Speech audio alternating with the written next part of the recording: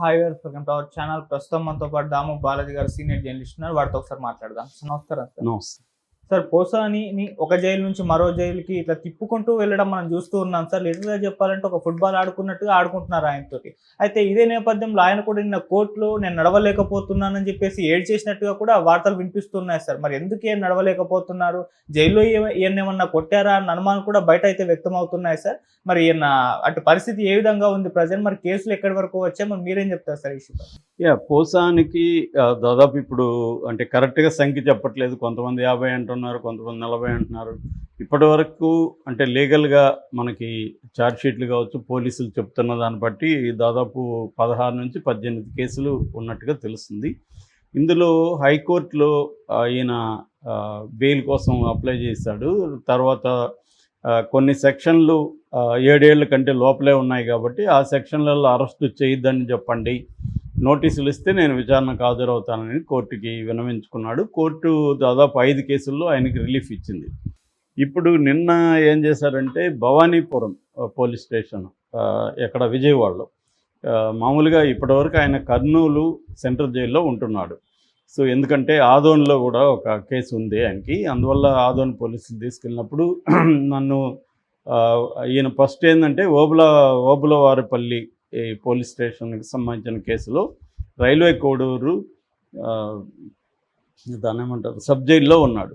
So దాని తర్వాత కర్నూలు వెళ్ళాడు. కర్నూలు డిస్ట్రిక్ట్ జైల్లో ఉంచమని అడిగాడు. ఎందుకంటే సబ్ జైల్లో పరిస్థితులు ఇంకా ఘోరంగా ఉంటాయి. డిస్ట్రిక్ట్ జైలు అంటే కొద్దిగా బెటర్గా ఉంటుంది కంపారేటివ్లీ. సో అక్కడికి ఆయన్ని తీసుకెళ్లారు. ఇప్పుడు ఆయనకి ఓబులవారిపల్లికి సంబంధించిన బెయిల్ కూడా వచ్చింది. బట్ నేను చాలాసార్లు చెప్పినట్టుగా ఈ గవర్నమెంట్ ఏం చేస్తుందంటే ఎవరినైనా అరెస్ట్ చేసినప్పుడు వాళ్ళని మల్టిపుల్ కేసులు పెట్టేయడం, కంప్లైంట్లో లేని సెక్షన్లు పెట్టడం, ఈ కావాలనే దళితుల దగ్గర కంప్లైంట్ ఇచ్చి ఎస్సీ ఎస్టీ యాక్ట్లు పెట్టడం, ఇలాంటి ఒక పద్ధతిని ఎంచుకుంది. అంటే ఎవరిని అరెస్ట్ చేసినా వాళ్ళు త్వరగా ఈ న్యాయ వ్యవస్థ నుంచి బయటపడని ఒక పద్మవ్యూహాన్ని చంద్రబాబు ప్రభుత్వం నిర్మిస్తుంది. అంటే ఒకవైపు ఒక ఇదైతే ఇంకొక వైపు క్లోజ్ అయిపోతుంది. సో అలాగా వాళ్ళని కమ్ముకుంటూ వస్తుంది. ఇందులో ఇప్పుడు ఆల్రెడీ వల్లభనేని వంశీది అదే పరిస్థితి, ఇప్పుడు పోసానిది కూడా అదే పరిస్థితి. సో ప్లాన్డ్గా ఏం చేస్తున్నారంటే కేసుల్ని పాత కేసుల్ని తవ్వడం, కొత్తగా కంప్లైంట్లు ఇప్పించడం, కొత్త కేసులు పెట్టడం, దీంట్లో కోర్టులకు వెళ్ళడం, కోర్టులో నుంచి పీటీ వారెంట్లు తీసుకురావడం. పీటీ వారెంట్ అంటే నేను చెప్పాను ఆల్రెడీ, ప్రిజనర్ ఇన్ ట్రాన్సిట్ అనమాట. ట్రాన్సిట్లో అంటే ఆల్రెడీ జైల్లో ఉన్నప్పుడు ఇంకొక కేసులో అతన్ని కస్టడీకి అన్న అడగచ్చు, లేదా అరెస్టు పెట్టమని అన్న అడగచ్చు. అందువల్ల ఏమవుతుందంటే ఆల్రెడీ ఎగ్జిస్టింగ్ కేసులో బెయిల్ వచ్చిన ఈ పీటీ వారెంట్ ఉన్నప్పుడు అతనికి బెయిల్, ఈ కేసులో బెయిల్ వస్తే కానీ జైలు నుంచి రాడు. సో అలాంటి ఒక మెథడ్ ఎన్నుకున్నారు. నిన్న ఆయన్ని భవానీపురం పోలీసులు విజయవాడలో ఉండే చీఫ్ మెట్రోపాలిటన్ పోలీస్ కోర్టులో ప్రవేశపెట్టారు. కోర్టు ఆయన అడిగింది ఏంటి పరిస్థితి, మీరేం చెప్తారని. దాంతో ఆయన ఏం చెప్పుకున్నాడంటే నాకు 2 సార్లు హార్ట్ సర్జరీ అయింది, సో నేను నడవలేకపోతున్నాను అని ఒక గద్గద స్వరం అంటారు కదా, అంటే ఏడుపు గొంతుతో చెప్పుకున్నట్టుగా అర్థమవుతుంది. మనిషి కూడా బాగా డీలా పడిపోయాడని చెప్తున్నారు. అయితే జైల్లో కొట్టుంటే ఆయన కొట్టారని చెప్పేవాడు, కాబట్టి మనం కొట్టలేదని అనుకోవచ్చు. జైల్లో కానీ పోలీస్ స్టేషన్లో కస్టడీకి ఇచ్చినప్పుడు కూడా అడ్వకేట్ సమక్షంలోనే విచారించమని ఈవెన్ నర్సరావుపేట కోర్టు కూడా ఆయనకి పోలీసులకు చెప్పింది. కాబట్టి కొట్టినట్టుగా మనకైతే ఏం ఆధారాలు లేవు. జైల్లో ఏమన్నా అంటే ఒక్కొక్కసారి వాళ్ళు కూడా చెప్పరు, దెబ్బలు తిన్నవాడు భయం ఉంటుంది, నువ్వు కానీ కోర్టులో చెప్తావు మళ్ళీ కొడతామని చెప్తారు. అందువల్ల ఆ భయంతో కూడా చాలామంది పోలీస్ స్టేషన్లో ఉన్నవాళ్ళు, జైల్లో ఉన్నవాళ్ళు బయటికి చెప్పుకోరు. ఎందుకంటే చెప్తే ఇంకా ఎక్కువ కొడతారు. జడ్జిలు కూడా పెద్దగా చెప్పిన ఒకవేళ నాకు కొట్టారంటే కూడా పెద్దవాళ్ళ కేసుల్లో అయితే చూస్తారేమో, కానీ కింది స్థాయిలో వాళ్ళు పోలీసుల మీద కంప్లైంట్ ఇచ్చినా కూడా మ్యాజిస్ట్రేట్లు కానీ కింది స్థాయి కోర్టుల జడ్జిలు కానీ దాని మీద పెద్ద సీరియస్గా యాక్షన్ తీసుకోవడం అనేది వెరీ వెరీ రేర్ అనమాట. అందుకని వీళ్ళు ఎలాగో వాళ్ళ మీద ఏం తీసుకోరు, మహా అంటే ఏం చేస్తారు, పోలీసులను సస్పెండ్ చేయబోతారు, అంతకంటే ఏం జరగదు.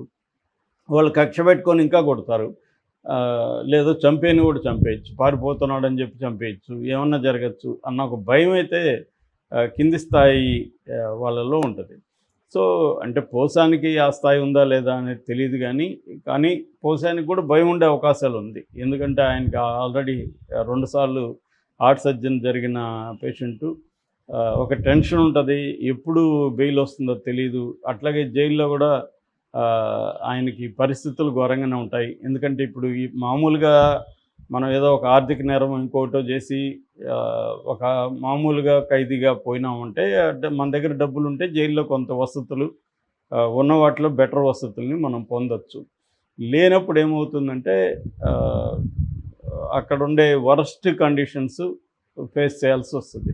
సో పోసానికి అది ఇప్పుడు ఫేస్ చేస్తున్నాడు. కేసుల పరంగా ఇంకా ఆయనకి పాలకొండ, భవానీపురం, పాడేరు, విశాఖ, పట్టాభిరామాపురం, బాపట్ల, నర్సీపట్నం, నరసరావుపేట ఇవన్నీ ఉన్నాయి ఇప్పుడు కేసులు.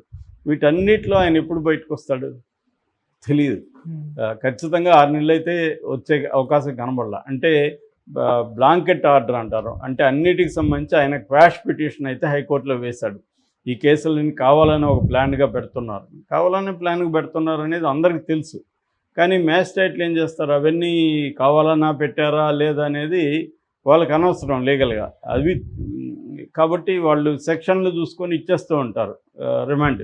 ఒక్కోసారి సుప్రీంకోర్టు ఆదేశాలను కూడా పాటించట్లేదని అనేక సార్లు హైకోర్టు కూడా చెప్పింది మొన్న కూడా. ఎందుకంటే 7 ఏళ్ళ లోపల జైలు శిక్ష పడే కేసులు ఉంటే అది అసాధారణ పరిస్థితుల్లో తప్ప మామూలుగా అయితే బెయిల్ ఇచ్చేయాలని. అసాధారణ పరిస్థితులు అంటే ఏంటి, ఈ వ్యక్తి సాక్షుల్ని ఏమన్నా ప్రభావితం చేస్తాడా, లేకపోతే ప్రలోభపరుస్తాడా, లేకపోతే సాక్ష్యాధారాలను ఏమన్నా తారుమారు చేస్తాడా, లేకపోతే విదేశాలకు పారిపోతాడా అన్న పరిస్థితుల్లో మాత్రమే జైల్లోకి పెట్టాలి తప్ప అదర్వైజ్ జైలు అవసరం లేదు, అసలు అరెస్టు అవసరం లేదనేది మామూలుగా కోర్టుకి తీసుకురాగానే బెయిల్ ఇచ్చేయచ్చు అనేది హైకోర్టు కూడా చెప్పింది మొన్న. దీన్ని మేము కూడా పరిశీలిస్తామని చెప్పింది. కాకపోతే ఏంటంటే మన దేశంలో పరిస్థితి ఏంటంటే దాదాపు 5 కోట్ల కేసులు పెండింగ్లో ఉంటాయి. ఒక సుప్రీంకోర్టులోనే 55,000 కేసులు పెండింగ్లో ఉన్నాయి. అందువల్ల కోర్టు కూడా అన్నిటి మీద దృష్టి పెట్టి నిర్ణయాలు తీసుకోవడం అనేది సాధ్యం కాదు. సో అందుకని ఇవన్నీ తెలుసు కాబట్టి గవర్నమెంట్ ఏం చేస్తుందంటే ప్లాన్డ్గా లోకేష్ ఆధ్వర్యంలో ఎవరెవరిని వేధించదలుచుకున్నారో వాళ్ళ మీద మల్టిపుల్ కేసులు పెట్టుకోవడం, సెక్షన్లో లేని కేసులు పెట్టించేయడం, అవన్నీ మళ్ళీ కదా కోర్టులో తేలాలి. సో ఇవన్నీ కోర్టులో తేలేకాడికి పుణ్యకాలం గడిచిపోతుంది. ఇది ప్లాన్ అనమాట. ఈ ప్లాన్ని ఇప్పుడు పకడ్బందీగా డే 1 నుంచి కూడా తెలుగుదేశం కూటమి ప్రభుత్వం అమలు చేస్తుంది. నేను చాలాసార్లు చెప్పాను, వైసీపీ ప్రభుత్వం కూడా ఇదే అమలు చేస్తుంది. గతంలో చింతమనేని ప్రభాకర్ లాంటి వాళ్ళ మీద ఇట్లాగే మల్టిపుల్ కేసులు పెట్టింది. కానీ వైసీపీతో పోలిస్తే ఇన్ టర్మ్స్ ఆఫ్ డిగ్రీలో కానీ ప్లానింగ్లో కానీ చాలా చాలా ఎక్కువగా ఈ ప్రభుత్వం చేస్తున్నట్టుగా చెప్పచ్చు. Okay sir. రెండవది ఏంటంటే పోసాని కృష్ణమురళి నోటిదోల అందరికీ తెలుసు. తనకి విచిత్రమే ఉంటే సినిమా ఇండస్ట్రీలో అతను 100 సినిమాల పైన మాటలు రాశాడు, సినిమా డైరెక్ట్ చేశాడు, 100 సినిమాల పైన నటించాడు. ఇవన్నీ చేసినా కూడా ఇండస్ట్రీలో ఒక్క సపోర్ట్ కూడా అతనికి కనబడాలి. అయ్యోమన్నోళ్ళు ఎవరూ లేరు. సో దానికి ప్రధాన కారణం అతని యాటిట్యూడు. అతను నాకేంటి, నేను నా ఇష్టం వచ్చినట్టు ఉంటాను అనుకోవడం. నేను చాలాసార్లు చెప్తాను, ఎవడిష్టం వచ్చినట్టు ఇక్కడ ఉండలేడు బాబు అని. అది నమ్ముతుంటారు కొంతమంది, నా ఇష్టం వచ్చినట్టు ఉంటాను. అది ఒక భ్రమ. ఆ భ్రమ అప్పుడప్పుడు తొలగిపోతుంది. ఇప్పుడైనా పోసాని లాంటి వాళ్ళని చూసి తెలుగుదేశం జనసేన నాయకులు కూడా నోరు అదుపులో పెట్టుకోవడం అవసరం. ఇప్పుడు వీళ్ళు మనకు అధికారం ఉంది కదా రెచ్చిపోతాను. మొన్న కూడా చూస్తే కిరాక్ కారుపై ఎలా రెచ్చిపోతున్నాడు.